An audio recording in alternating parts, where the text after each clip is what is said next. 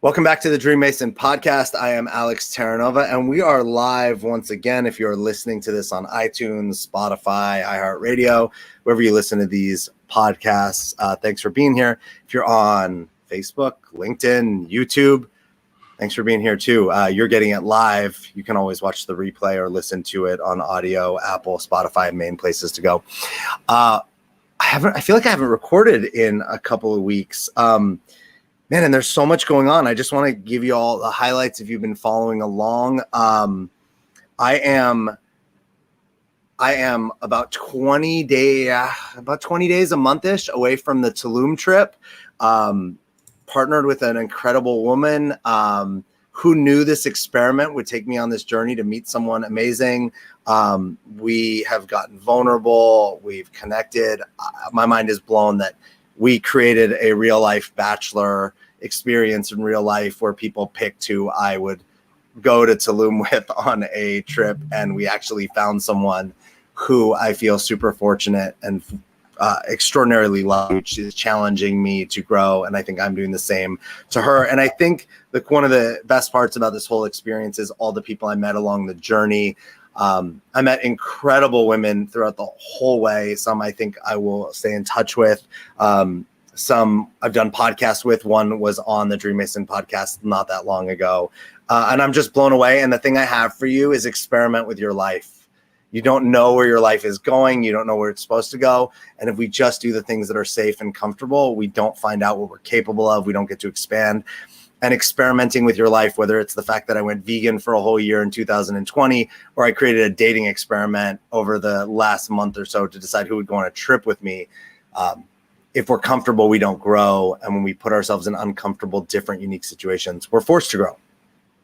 What else? I am about to move from San Diego to Carlsbad. I'm 8 days away from escrow closing. I don't know when you'll see this, if you're seeing it live, I'm 8 days, and it's super nerve-wracking. It's vulnerable just to say this, that I'm closing on a property. It's the first time I've ever done it for myself. I've done it as a flipper, but never somewhere that I would live. And again, the same thing. You put yourself in uncomfortable, situations that you haven't done many times before or at all, and you're going to be uncomfortable, and your brain is going to mess with you about that. And I like to think focus on the target, focus where you're going. And if you do that, you don't trip and fall. You don't get hit from behind. You don't get hit from things on the side. You just keep heading where you're going. And so when my brain is telling me this is scary, this is too big, it's too much money, you're putting all this savings into a down payment, I just keep focusing on hey, this is where I'm headed. This is what I said I wanted.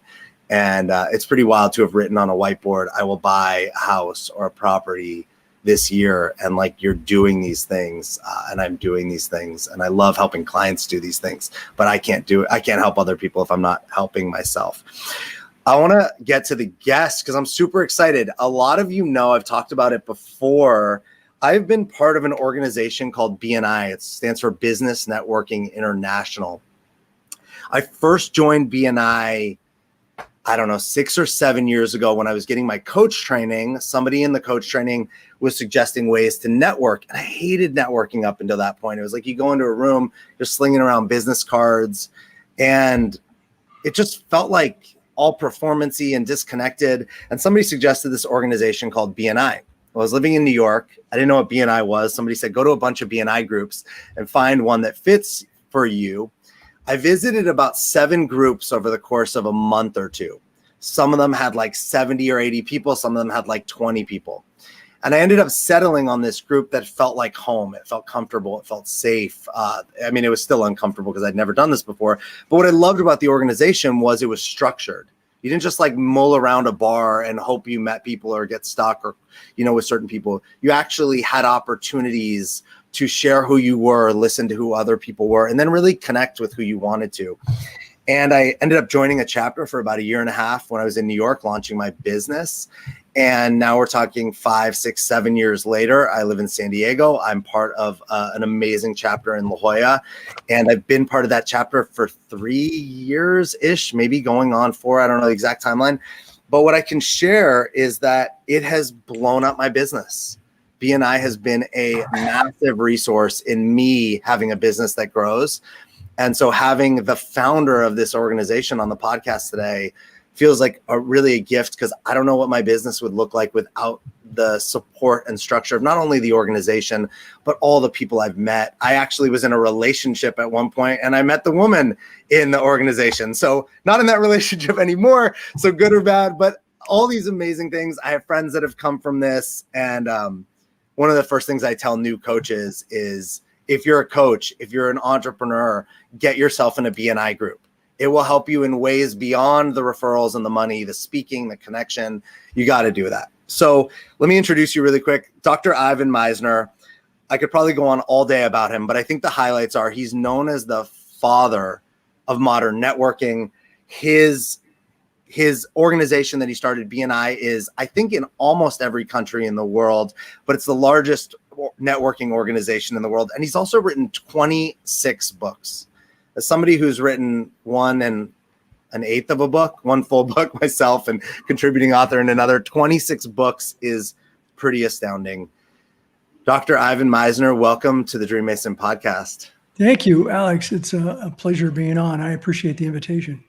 Thanks I just want to say thank you as personally, like, as somebody who created something that I don't know that my business, maybe it would exist, maybe it wouldn't, but I know exactly how much business I've created because of BNI and how much business I've been able to give away too, which is such a gift to be able to say, man, I've been able to give people this much business and I've been able to get, and who knows if I would be here with a successful business without it. So thank you personally for that. Thank you. I really appreciate that. I'm humbled by what BNI has become. We now have over 10,400 groups in more than 70 countries around the world. The trailing past 12 months. So, from August this year to September last year, BNI passed over 16 million referrals and generated over 18 billion with a B, 18 billion US dollars worth of business for the members. Because as you know, we track all the referrals and we track how much business is generated.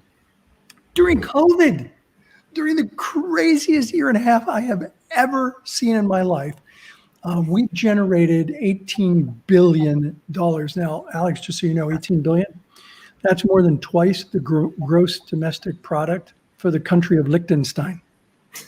Okay, it's a small country, I know, but still, how cool is that we could generate as much, twice as much business as the GDP of a small nation. I'm looking for a bigger nation next year, but I still think that's amazing that we could do that.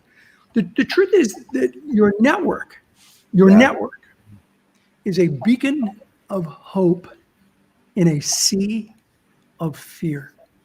The world's a crazy place, a lot of fear going on, but your network is a beacon of hope. And that's what I hope BNI is for our 283,000 members worldwide, a beacon of hope.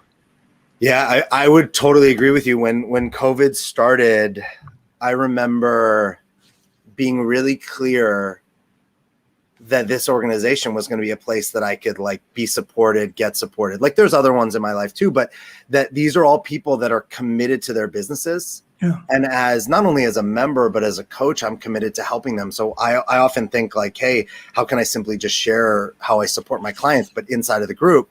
Yeah. And what I noticed was our group thrived. Yeah. Right. The people that stayed in the group thrived. Now, that doesn't mean there weren't some ups and downs and some scary moments but overall, our group kept passing business because they came to a place where we were encouraging each other not to give up, not to listen to the outside forces, but to say, hey, how can we continue to help each other? Yeah. And I think that we actually did that more is we leaned into each other more. Yeah, look, I've been through, this is the fourth recession, and I don't know if we're still currently in the recession or not, probably, but this is the fourth downturn in an economy that I've seen. And my experience is that people either get frozen by fear or they get focused by fear. And when you get focused by fear, magic can happen. And that's what I've seen with a lot of people in BNI is they get focused by their concerns. And one of the things I tell them is microdose the news right now. The news is, it's not the news anymore. It's the opinion stations. They're all giving opinions. I'm, old enough. Yeah, I have enough gray hair. I remember that when, someone like Walter Cronkite was on and he started giving his opinion, there'd be this little thing flashing across the bottom of the screen. This is the opinion of our newscaster. It may or may not be the opinion of the station. And so I knew I was hearing an opinion. Now we hear opinions like they're the news. And it just gets people worked up and it makes you even more fearful. I pick up all my news off of apps and I'll take a look at the left, I'll take a look at the right. So I have a sense of where things are going. And I try to focus on solutions, not all the problems. And that's what we try to do in BNI is focus on solutions, not the problems. And that's how we generated 18 billion during this crazy, for our members during this crazy time. You're muted. I got myself muted. Thank you. Yeah. You touch on something really, really great right there, right? Like the news isn't necessarily news, right? It's opinion. And I think some of us realize that and some of us don't. And we're in this, like these highly decisive kind of chaotic times in a lot of ways. How do you teach? Because you've led BNI for a long time. You didn't just weren't the founder and just walked away. You led the organization as the CEO. How do you support people to separate their strong beliefs about the things that are happening in the world from their business? Because it's often so, right? We want to smash it all together. And often we want to do business with people that think the way that we think. But sometimes that can be, we can hurt ourselves that way. Yeah, it can be very divisive. Imagine for all my 283,000 members, imagine that I told you all how to vote because it's the way I believe we should all vote. I'd make half my organization pretty ticked off because it's like, who are you to tell us this? The same thing applies on a micro level, on a very local level. And so we learned the hard way years ago when people, I remember having a chapter in the 80s, it was like 86, that completely crashed and burned because they started talking politics at a meeting. And it became so incredibly divisive, the chapter actually just imploded. And that's when it became really clear very quickly that, look, you have I have political opinions. A lot of people don't know this. I have a bachelor's degree in political science. I have opinions. You're not going to know what they are. People, you don't know if I'm a Democrat, if I'm a Republican. I don't talk about that to people because it just becomes divisive. I want to do business with other, honest, ethical business people. I think it's a huge mistake to talk politics and religion in your networking organization. And we don't do it in BNI. I did a podcast on it years ago, but don't do it unless you want your chapter to blow up, don't do it. What do you think is, and you have a lot of books about this. What do you think what are the best ways, right? We just hit on, hey, maybe politics isn't the best way to bring your people together in a networking sense, right? Because to your point, right, we only bring people that agree with each other in that sense. What's the best way to bring people together to network, to support each other in their businesses? Well, I think it's all about building relationships with people. And a lot of people, you said at one time you didn't like going to networking events, and that's the truth with a lot of people. I did a presentation maybe a decade ago in London, and I was the keynote speaker. It was an all-day event, and so there's a lot of open networking going on, and I saw a lot of people using the event to do face-to-face cold calling, basically just trying to sell. And so I asked the 900 people in the audience, I asked them two questions to open up. I said, how many of you are here today hoping to, maybe just possibly sell something? So I'm going to answer your question, but the story will help lay it out. How many of you are here today? Raise your hands if you're hoping to sell something. 900 people raised their hands. I'm like, great. Second question. How many of you are here today hoping to, maybe just possibly buy something? No one raised their hands. Not one single person. This is what I call the networking disconnect. Too many people show up at networking events wanting to sell. Very few people, if any, are there to buy. So why go to a networking event? Here's why. You go to work your way through the VCP process. Visibility, credibility, profitability. First, you got to be visible. People have to know who you are, what you do. Then you move to credibility, and that one takes time. That's where people know who you are, they know what you do, and they know you're good at it. And then and only then can you get to profitability, where people know who you are, they know what you do, they know you're good at it, and they're willing to give you ongoing referrals. This means that networking is more about farming than it is about hunting. It's about cultivating relationships with other business professionals. And people who get that do well in networking, and they don't hate it because it's all about building relationships with people. It's not about the transactions, it's about relations. I've heard that before. I think I know you have. You've talked about the farming of like on your podcast before. When we think about like networking, you are right. I think it's Entrepreneur Magazine and Forbes called you the father of modern networking. Yeah, I'm just glad they haven't called me the grandfather yet. Would you take the Godfather? Could you? Swagger Magazine just recently had me on the cover and called me the Godfather of networking. Nice. So what's your, I know the story of how you started BNI. Like, you created this and you were in San Diego actually, right? And I was in, LA County. So okay. Cool. Yeah. Okay. So, but by the way, that chapter still exists today. The original chapter. The original chapter. Yeah. That's incredible. How long ago was that? When was this? 1985. So it's been, it's going on 37 years. Wow.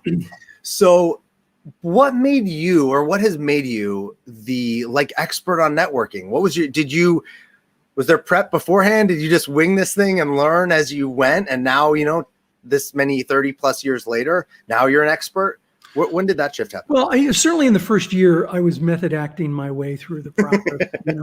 I was figuring it out as I went. But the thing is, nobody had it figured out because we don't teach this in colleges and universities anywhere in the world. This is what I knew. I went to a whole lot of networks that were incredibly mercenary. Everyone was trying to sell to me.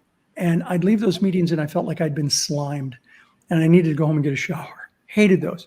Then I went to these other groups that were totally social. It was happy hour and hors d'oeuvres. Nobody wore badges. It was just a complete social thing. I hated those because I wanted to do business.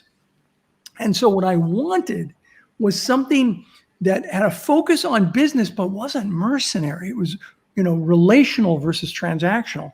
And I wanted something that wasn't totally social. It had that relationship building aspect.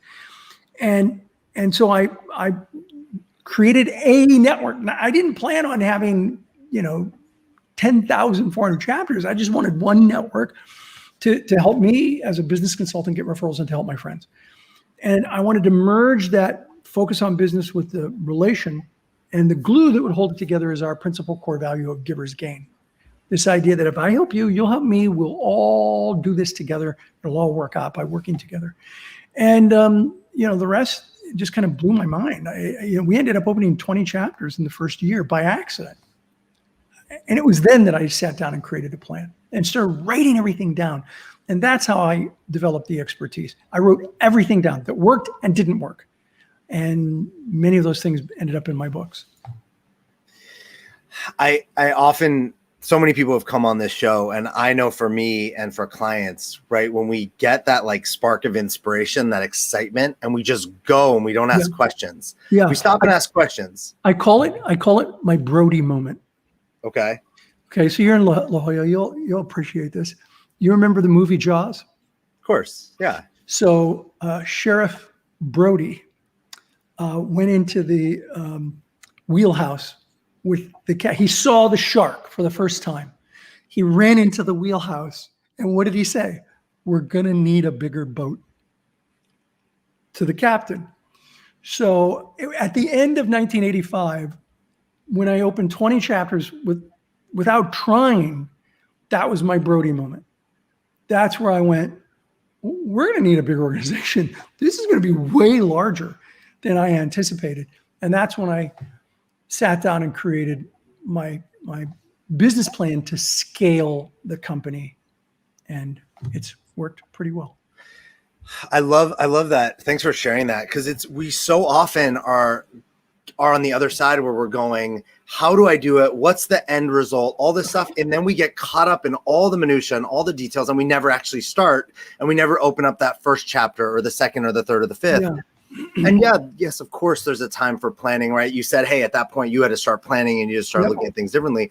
But if you had said, how many chapters are there now in the world? 10,436. I get a daily report. Wow. So That's now if in 1985 somebody said you're going to open up that many chapters, I don't know about you, but most people would have gotten just overwhelmed. It would have been like, how can I get to there's no baby step to that. It's this massive thing that our brains can't even comprehend. Yeah, you're right. But and here's an interesting, you might find this story interesting. I created the plan in 85, December of 85. I always think of around New Year's about my future and how did things go. So I created the plan. So then I started thinking, how many chapters could this actually have someday? And so I went to the library. This is before Monsieur Google, where you could Google anything. I actually had to go to the library to get books on populations. And I did this calculation that I felt that someday BNI could possibly have 10,000 chapters. Wow. Now, this was June of 1986. And I remember telling a good friend of mine, hey, Bruce, I think BNI could someday have 10,000 groups. And he looked at me and he said, 10,000. I said, yeah, I think it's possible. And he said, and how many groups do you have now? This is June, 6 months later. I said, 30. And he said, and you think you can have 10,000? I said, yeah, I think it's possible. December 2020, we passed the 10,000 mark. That's pretty incredible. As you were telling that, it's making me think of like a professional athlete, right? A Michael Jordan, a LeBron James, a Kobe Bryant, any of these, that when they start out, I would say a lot of them had big expectations. And if you had said to them, hey, you're going to score 20,000 points or something, they might have believed it was possible because someone else had done it at least, right? What you did, necessarily nobody else had done. But the idea of where that thing is to where they are, right? They just scored their first 30 points. That gap is monumental and massive. And to the fact that you said you even endured 4 recessions, right? There's all these things that you can't even take into account, right, that you just had to keep kind of almost what I feel like, tell me if I'm wrong, but what I was talking about in the beginning is kind of keep your eyes on where you said you wanted to go and not worry about all the stuff that's either chasing you from behind or coming in from the sides. Yeah, absolutely true. I tell business people all the time, you want to be successful in business, do 6 things 1,000 times, not 1,000 things 6 times. And what most business people do are 1,000 things 6 times. They keep jumping around from idea to idea to idea, and they never get it right. You know the old expression, practice till you get it right? You got to do something over and over until you get it right. I don't believe that. I think you do it over and over again until you can't get it wrong. If you do it over and over again, you can't get it wrong, or you reduce the possibility of getting it wrong, that's when you're on the right track. And the problem is entrepreneurs like to jump around too much, and they enjoy doing 1,000 things 6 times, but you can't scale that. Yeah. And that's the thing that entrepreneurs probably struggle with the most, I think. I feel like you just threw that was like personal. It felt personal to you. Yeah. Personal to me. I am a great example of, I get excited about a lot of things. Somebody asked me recently, I shared this Tulum experiment that I had created, and the woman who I was spending some time with her, and she goes, what do you really want to accomplish? And I just started spitting out all these things I want to do in my life. And she went, wow, that's like a lot of stuff. And there's nothing wrong with that. I think like, hey, it's great that I have a lot of things. But when I think about it, the reason I have a successful coaching practice is because I focused on it and did it every day. I didn't, one day I was a coach, one day I was selling multi-level marketing, and the next day I'm doing something else, or right. I said, I quit all my other things and I said, I'm going to do this. And I didn't start the podcast even, or really write my first book until I was almost 2 years into just practicing coaching. Yeah.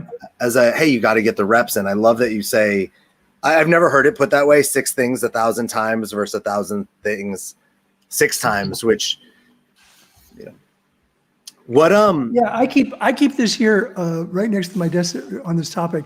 People are constantly chasing bright, shiny objects. Like, oh, here's something new. Let's try that. And they keep jumping around instead of doing what they know works. How do you know what works? You go to your mentors, you go to experts, you come to podcasts like this, and you listen to people who you trust, and take the ideas that you hear, and then you figure them out. By the way, it doesn't have to be 6; it could be 5, it could be 7. It's a handful of things, and you do it over and over and over again until you nail it. And BNI is that way. You go to a BNI chapter in another country. You don't even know the language. You will know exactly where they are in the meeting, even if you don't know the language. I went to Sweden once, and I was watching the entire meeting in Swedish. And Swedish is like, unless you know the language, it's not like French where you can pick up a couple of words, or Spanish. I grew up in Southern California. So Swedish is a completely foreign language to Americans. And someone leaned over to me and said, "You have no idea where we're at in the meeting, are you?" And I said, no, we're at the referral part of the meeting. He's probably saying, he's saying, if you have a referral, give it. If you don't, give a testimonial. And he's like, wow, you know Swedish? I said, no, I wrote the agenda. That's what happens right now. He was like, that's exactly what he's doing. Like, I know. And that's part of doing 6 things 1,000 times globally. How does all this translate for you now that so much of this is virtual, right? Like I've got to be part of BNI, years of experience in person, and then now it's transitioned to virtual, and I could give you my own personal, like what I don't like. But as somebody who founded this and created this, right? It's like your baby got all jumbled in a way, and you didn't have any say over that. You didn't decide, hey, we should go virtual. I was involved in that. Well, no. I mean, like the COVID created it, and I didn't say with that. However, you didn't create COVID unless you. No, I did not. Although this might surprise you, I actually wrote an article in 2018 that said the future of face-to-face is online. And BNI members who read it were like, oh, say it ain't so. That can't be. You're the founder of BNI. How could you say it's online? Because of technology. With the development of mixed reality technologies, holographic images, 3D technologies, it's inevitable.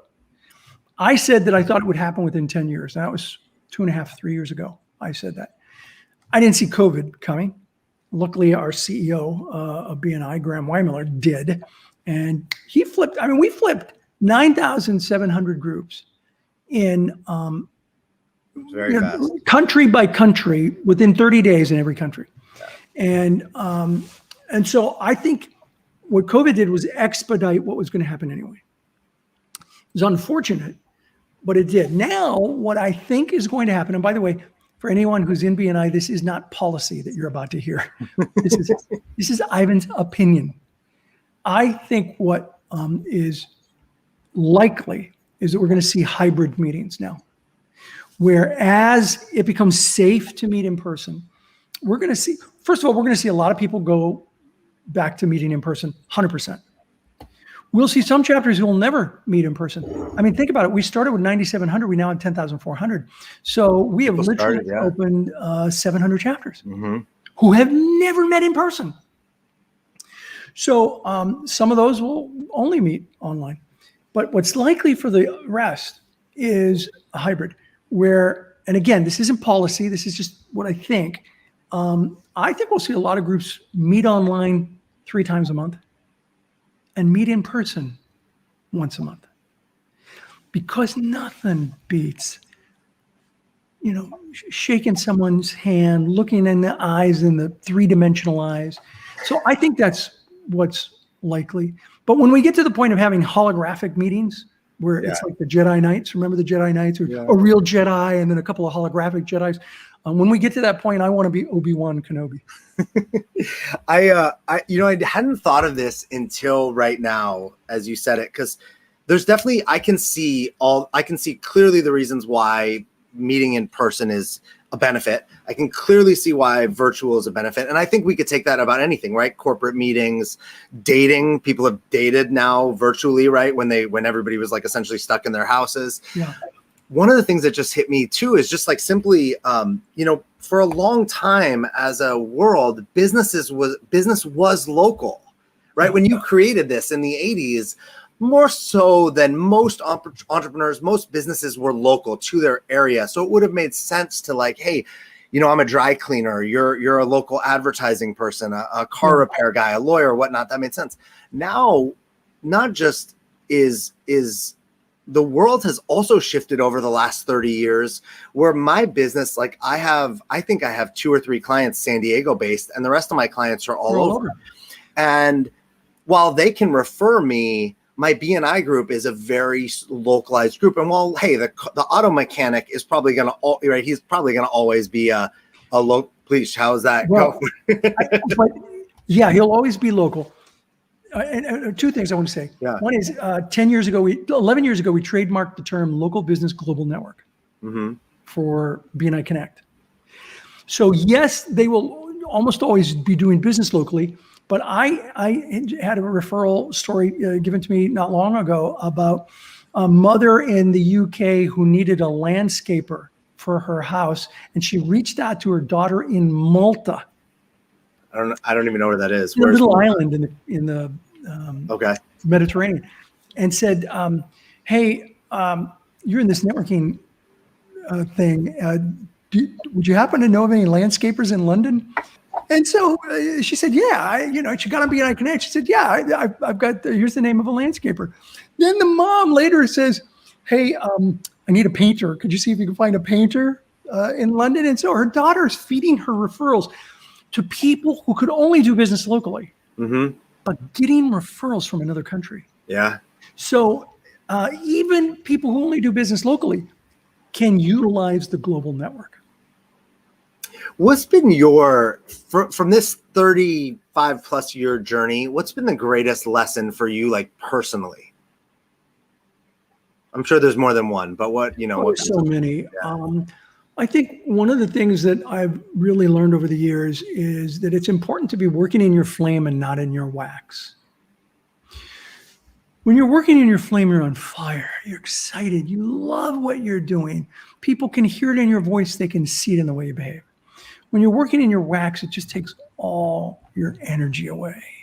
And people can hear that in your voice, and they can see that in the way you behave. And so one of the things I've learned over the years is to really find ways to work more in my flame. By the way, this is what we're doing right now is in my flame. I love doing interviews. I love pouring into people about my experiences, good or bad. And so early, for many, many years, I was King Arthur leading the charge and, building the company. But, in these later years, I'm now sort of the Colonel Sanders of BNI. And so what I've done is I have repositioned myself, because running a company for 30 years, that's a long time. That's a long time. And what was my flame became my wax. And so I brought in somebody it's his flame, totally his flame. And now I get to do this. This is what I get to do for a living, is interviews and writing and speaking. And so I think that's an important lesson, that work in your flame, and it's okay for your flame to change over time. The other thing that you also have to understand is that, I'm going to back up to the very beginning. Sometimes you got to do what you got to do to get to do what you want to do. And so there were years of me doing stuff that was in my wax until I could hire somebody to fill that spot. And then when I did, made all the difference in the world. Hire somebody who could do that job. That's great. What do you, there's so much. I want to address. You wanted to talk a little bit about who's in your room. I don't know if you still do. Oh, please. Yeah, no, please. That's your newest book. Yeah. Let's. So, yeah. One of my, I've actually had two since then, but I came out with a book called Infinite Giving and a book called Master Connector. But Who's in Your Room is such a cool book. Imagine that you live your life in one room, and that one room has only one door, and that one door is an enter-only door. And when someone comes into your room or into your life, they're there forever. You can never get them out. But luckily, it's a metaphor. But if it were true, Alex, if it were true, would you be more selective about the people that you've let into your life? 100%, of course. Yeah, that's what everybody says. Yeah. So here's my argument. Stay on screen for a second because I'm gonna ask you a question. I want you to think of somebody that, because people say to me, it is a metaphor. I can get them out of my life. I can get people out of my life. Okay. So I want you to think, Alex, of somebody that you got out of your life. They were toxic, caustic, difficult, angry, whatever the reasons. Now I'm not gonna ask you to name them. Super clear who they are. Okay, all right. I got them. You have one in particular? I got one person, yeah. Okay. What I want you to do right now is to think about something that person did that just irked you. It made you so mad. You got it in your mind? Mm-hmm. So if they're still in your head, they're still in your room, and they will be there for the rest of your life. You will make decisions in the future based on the experiences that you had with that person in the past, good or bad. And that applies to good people that have really changed your life. And you'll make decisions in the future, which may not be good decisions because you were basing it on somebody else who was a good person. And so the thing is that when people come into your room or into your life, they're there forever. They may be in the far recesses of the room, or what we talk about is, take them, put them in a box and put them high on a shelf. They're still there, but they're not, they're not as active in your life, obviously. And so what we do in the book is we talk about how do you screen the people that you let into your life? How do you screen your room better? How do you deal with the people that you let in that you didn't know about the room concept? What do you do with that? How do you deal with family members that you had no choice on? And how do you live your best life? How do you create the life of your dreams? That's the book, and it's a short book.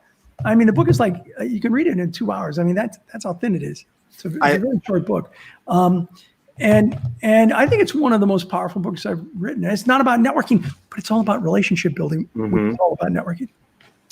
One of the, I love the concept. I have the book; it's sitting right behind me on my shelf, and I love the concept of what you just described. It's your room isn't just a literal room. It's in your mind. Yeah. It's in your heart. It's in your soul. It's your past. Yeah. The room. So here's the thing: the room starts here and ends here. That's the room. But your mind, right, expands to everywhere you go, right? So it's whatever spaces you're in. I definitely know, as a coach, I work with with all my clients at some point or another, and me having my own coach, about actually letting go of the past, right? I talk about it as a lot as we carry around body bags. Yeah, we're dragging around body bags from our past over both shoulders. They're people, they're situations. And I do believe that we can let those things go. The fact that you just pointed out that I got somebody right away tells me, hey, I haven't actually done the work to be fully complete. Totally. And it's a never ending. Are they still affecting your decisions in a negative way? That's the key. Yeah. It's funny. The person that came to mind for me is actually a situation I've been dealing with recently, which is they were somebody who showed up that was a friend, but who would be all over my life, kind of like telling me everything that was wrong with everything. Yeah. And they kept telling me, I'm doing this for your own good. I'm helping you. Yeah. And I decided one day, I don't want that anymore. Like, I just don't want somebody in my life who might say they love me, but tells me all the crap that's wrong with what I'm doing and how I'm doing it. And so I decided I don't want them in my life anymore. And it wasn't an easy decision. They were a good friend, but there's still those people that show up right out of nowhere that tell you everything you're doing wrong, criticize you, comment. And those are still, for me personally, they're online trolls, especially as you do things like this. That's an area of growth because it's still an area that pushes that button. It still triggers that person in my mind that has them still show up in the room, embodied through different people. Yeah. So in the book, we talk about them as engines and anchors. Mm-hmm. The anchors are the people that just drag you down. And the engines are the ones that drive you forward. They make you a best version of yourself. The worst, by the way, are the anchors with an engine attached. And they're taking you down fast.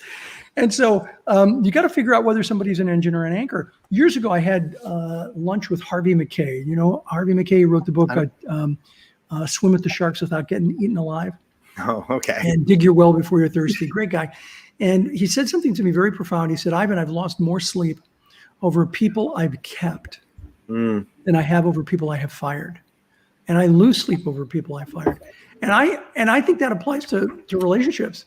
You know, sometimes you got to fire relationships that you have, and you got to, you know, you'll never get them out of your room, but you put them in that box and you put them high on a shelf and you get them out of your life. And we talk about a number of ways to do that. I mean, I could talk about some of those if you want, but it's we give a lot of suggestions. Let me tell you one that's not in the book that I heard. We're working on a second edition right now. This is going to go in the second edition. I talked about, we talked about in the book, benign neglect and ignoring, you know, somebody that's just constantly trying to get active in your room again. And so this is what she did. She said, we have a family member who would come to family dinners. And in the middle of a family dinner, you know, we'd all be laughing and talking. And she would just throw in this verbal hand grenade. And people would get irate. Often it was politics, by the way. And she would say something incredibly, that would just anger everybody. And it would just get incredibly, it would be horrible. And the dinner would be horrible. And, you know, everyone would leave and they're all angry. And they couldn't figure out what to do. And she read Who's in Your Room, and she came up with this idea based on the book. We're going to put this in the second edition. They decided as a family, they talked without her there. And they said, okay, so the next time she throws in one of those verbal hand grenades, this is what we do. We all look at her and say, oh, okay. And then turn back and go back to our other conversation. And that's what they did. So sure enough, she was invited to the next dinner. Sure enough, in the middle of the dinner, boom, everybody turned to her and was like, oh, okay. And then went back to their conversation. Just like, whatever it was that she was being fed by or fueled by doing these negative things, she lost. And she actually stopped coming to a lot of the dinners. And when she did. And when she came, she didn't bring any hand grenades and verbal hand grenades. And you know, you may be in my life, but your baggage has to stay out.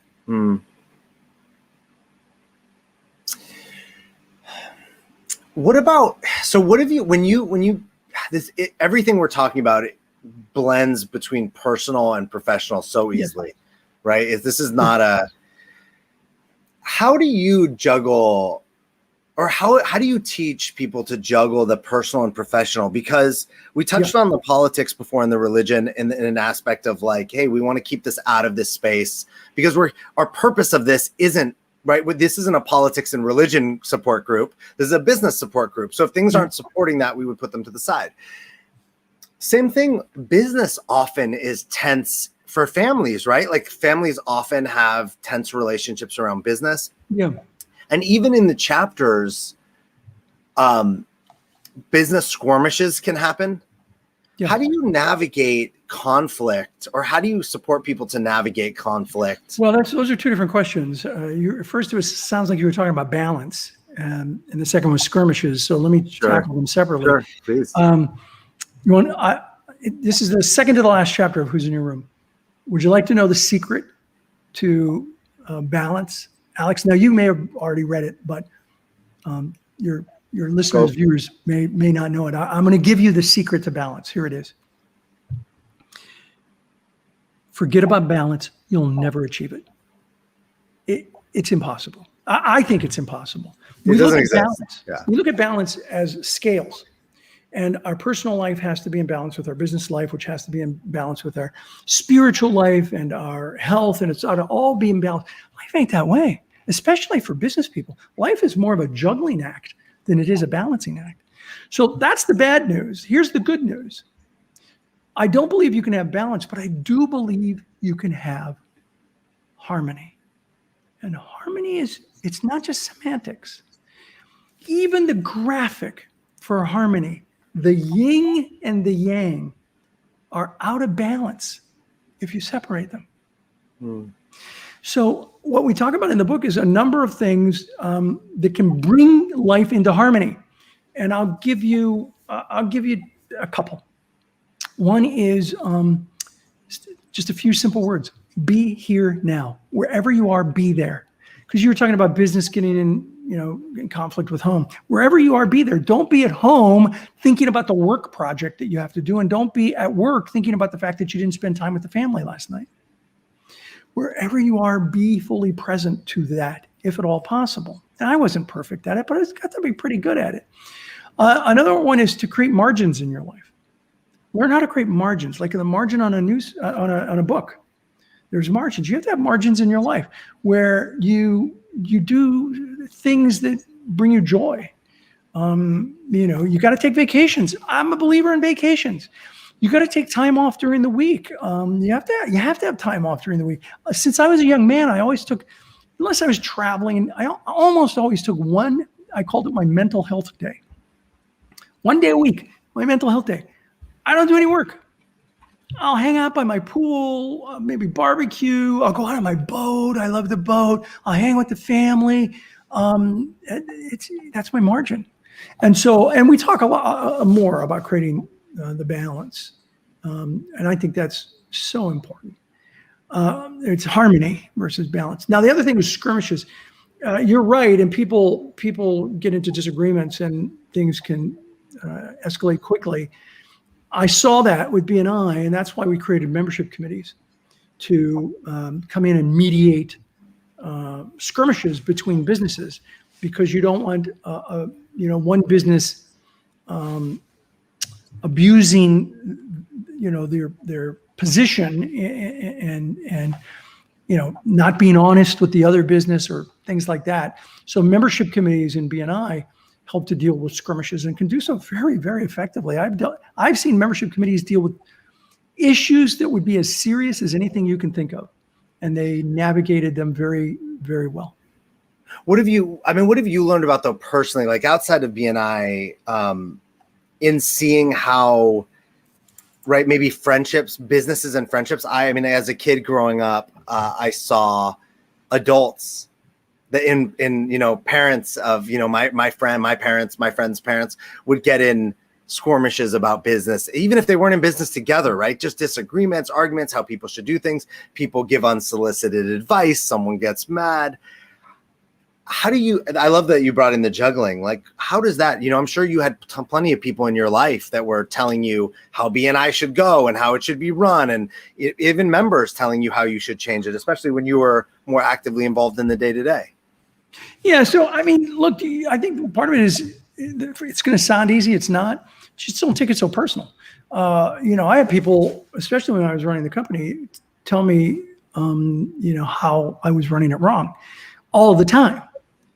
And generally, unless they were a director who I needed to have a real deeper conversation with, I would just say to them, "Thank you. I appreciate your feedback. Thanks." It's hard to continue an argument when somebody says thanks. I appreciate your feedback. Now with directors, we have to give other deeper conversation. I remember one director, national director of a country, who just was like, "Ivan, you're not running the business well. You're doing this wrong. You're doing this wrong. You're doing that wrong." And all I said to this, it was actually a couple, was, you have 50 groups in your country. I have 1,000. I can't be screwing up too bad. When you get to 1,000, even if you get to a few hundred, you might then be a little more qualified to tell me how I'm doing everything wrong. And they didn't have an argument for that. It was like, "Oh, okay, fine." Fine. So, as a rule, don't engage if you can. If you don't have to engage, don't engage. If you have to engage, I recommend a book, Crucial Conversations. I've heard of it. It's great book. One of the things that they talk about in there is the elusive and. The elusive and. And it goes something like this. Alex, I understand that this is what you want. And I think you understand that this is what I want. So my question is, how can we do that and achieve this? Yeah. That's a total solutions focus rather than a problem focus. If all you do is focus on the problem, you become an expert at problems. You have to focus on the solution. And so the elusive and is a great technique to get people focusing on the solution, not just obsessing about the problem. That was great. You become an expert at problems. I know a lot of people in life who are experts at problems. They have a lot of no solutions. Well, and they have a lot of problems. The problems never end, and life is really hard, and it's always, and they feel like they're accomplishing things because they do get past each problem, but there's just another problem on the other side. Yeah. I want to ask you as we kind of get to and then I got to wrap up. I've got something at the top of the hour. Is there anything you want to share with people that, you know, from all your advice and all your experience, like anything that you want to share that I haven't asked you or that you want to touch on, just like a free soapbox moment? Thanks. I appreciate that. You know, and you know this well, one of our principal core values in BNI is giver's gain. And I think giver's gain to me is more than a phrase. It's a way of living one's life. It's a perspective to view and interact with the world. It's an attitude, not an expectation. And when it's applied properly, it will change your life. And when it changes enough lives, it will change the world. And that's what I think we're doing in BNI. I remember when I started BNI, it was, I wasn't trying to change the world. I have always said, you may not make a world of difference, but you can make a difference in the world. And you do that one person at a time. And then the next person, and the next person, and the next person. And I'll leave you with this last thought. We all have people in our story. You could tell me about people that have changed your life. And that's good. And those stories are good to share. But I'll tell you what's more important than who's in your story. What's more important is whose story are you in? Whose life have you changed? Who have you helped to change their circumstances? And someday you'll be in their story. And that, my friend, is a life well lived.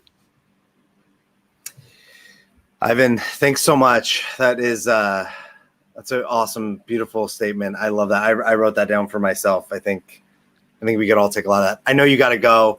Thank you so much for being here. Thanks for the sharing. We didn't get into so much. There's so much more I could talk to you about, but I'll come back anytime you want. But I so appreciate you. And again, for all the members that don't have a chance to talk to you, for people whose businesses you've made a difference for, thank you so much. And thanks for not only that, but being here. I've met podcast guests from it. I've created, revenue, given revenue. And I just, thanks for all you've done and the lives you've impacted. Thank you. I really appreciate it. And maybe you could put my Facebook page and LinkedIn page on your show notes for people who know how to connect with me. And my blog, ivanmeisner.com. We'll put all that. We'll put all the ways to connect with you in the show notes. All right. Great talking to you. Great interview. I wish you great success, Alex. Thank you. Take care, Ivan. Everybody that is everybody that is still here. Ivan just took off. I just want to say that last piece that he said again, because I think that was huge. So many of us are focused on our story. And what I really just got from that was the impact that we have. Whose story are we in? What legacy are we leaving on other people's lives? The impact that we have. And I think if we paused for a moment and stopped thinking about our lives for a second, and we thought about the impact that we had in other people's lives, how different the world would be and how different the lives of the people around us, even if it was small. The other thing that he said is when he talked about you never could have seen BNI being this big and the impact, and it all starts small. It all starts as a small, like to take the next step and the next step and the next step. And most of us are focused on the results and the goal, and we forget to focus on the journey and the process. And if you take care of the journey and the process, you'll end up getting the result. But if you're only focused on the result, you're going to miss the journey and the process. And that actually is your life and the whole experience. Thanks for being here. If you're catching this live, thank you. If you're listening to this on Spotify, iTunes, iHeartRadio, anywhere that you get your podcasts. Thank you. And this is the DreamMason podcast. I'm Alex Terranova. If you want to learn more about me, you can go to thedreammason.com. And if you want to learn more about Ivan Meisner or BNI, I'm going to put everything in the show notes. We'll see you next time.